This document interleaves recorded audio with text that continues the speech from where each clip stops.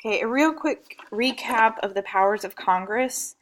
Of course, the the overall initial power of Congress, of the legislative branch, is to write laws, but there are a lot of things that Congress does that aren't just legislative duties. So we're going to suss out the House of Representatives powers versus the Senate powers and talk about the things that Congress does that don't necessarily relate to just writing legislation or writing laws.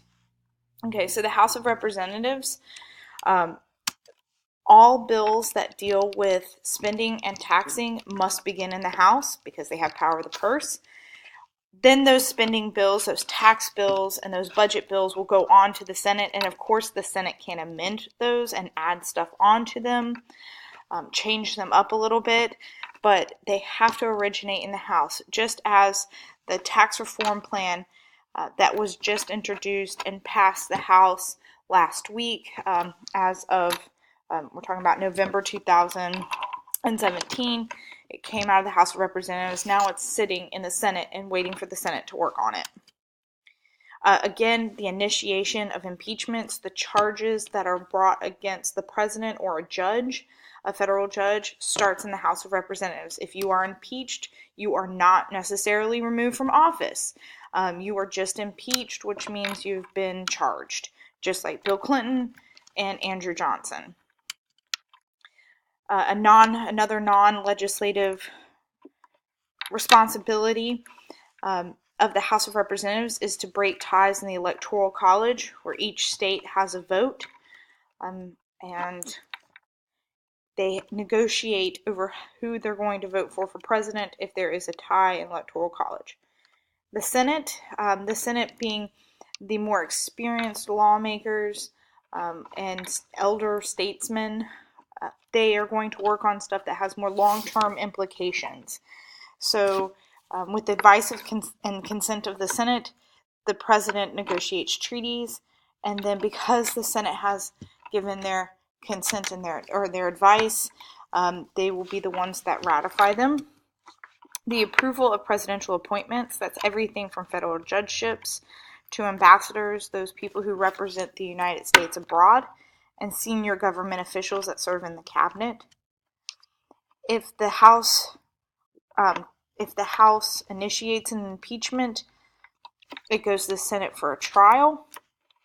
Okay, and for breaking electoral college ties, the House of Representatives is going to vote for the president, and the Senate will vote for the vice president, which should make sense because the vice president is going to then preside over the Senate and break ties. So you can see even within the Congress, we have checks and balances. So since this was supposed to be the most powerful branch of the United States government, the framers made sure that they had a situation where each house could check the other. Okay. Now there are, of course, powers that are held by both houses.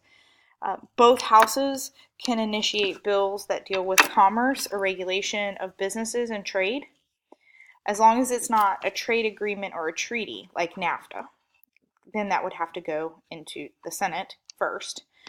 Okay. Militia, anything that deals with regulating a militia or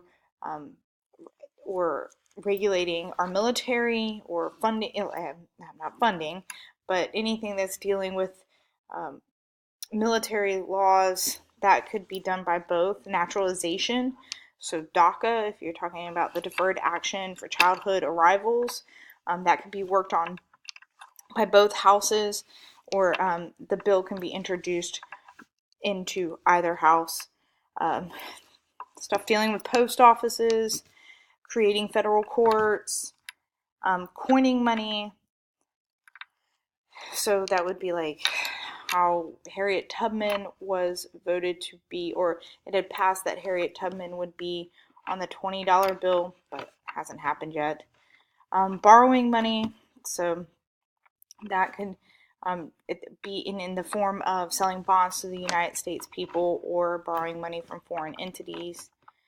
Declaring war. Declaring war has to go through both houses of Congress.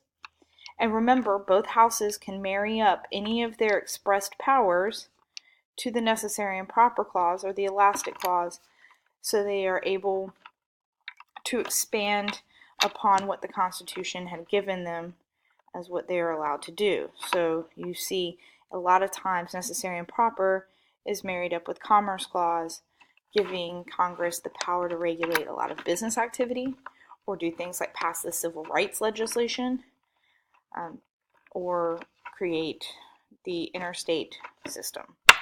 What can't they do? Bills of attainder, ex post facto, grant titles of nobility, suspend writ of habeas corpus. Those are the things that they can't do. All right. One major thing that I want to talk about is investigation and oversight. There are two things. Investigation and oversight are the two things that they have a power to do that goes beyond legislation. So legislative oversight is the process of monitoring the bureaucracy and how the executive branch and all of the departments and agencies and offices are going to carry out the laws that Congress wrote. So when you're overseeing somebody, you're watching, you're monitoring them, you're seeing how they're carrying out something. And if Congress wrote the law, they want to see that that law is being executed in the way that they intended it to be executed by the government agencies. So legislative oversight is making sure nothing goes wrong. It's generally done by congressional committees, where they'll bring in the heads of agencies and ask them questions about how things are going. So if they had passed an education bill, they could bring in Department of Education officials and just say, where are we? How is this playing out in the states? Investigation is looking into what went wrong. So if the poop hit the fan, then the Congress can go in and pull members of the executive branch or businesses or business execs, like you saw with Google and Facebook and Twitter. Those executives were brought in front of Congress, and Congress investigative committees asked, what happened with the 2016 election? How did you allow for the Russians to disseminate so much fake news through your organizations? Are you a media organization? Are you a social media organization? And how do you think we should regulate you? You'll see that an important aspect of investigation and oversight is that it is made worse when we have divided government. So if you have a Democratic president and a Republican Congress is going to hold that executive branch's feet to the fire because they have different policy platforms, and they're going to conflict. This is an opportunity for Congress to get a lot of public attention, and you see that with the Russia investigation. So you have a Senate and a House committee that was set up just to investigate what's going on with the Russian influence over our election. So that would be an example of the media actually hyping up what the legislative branch is doing for once, and actually paying a lot of attention to them because they're generating a lot of media hype behind what they're finding out about the investigation. And that is the legislative and non-legislative powers of Congress.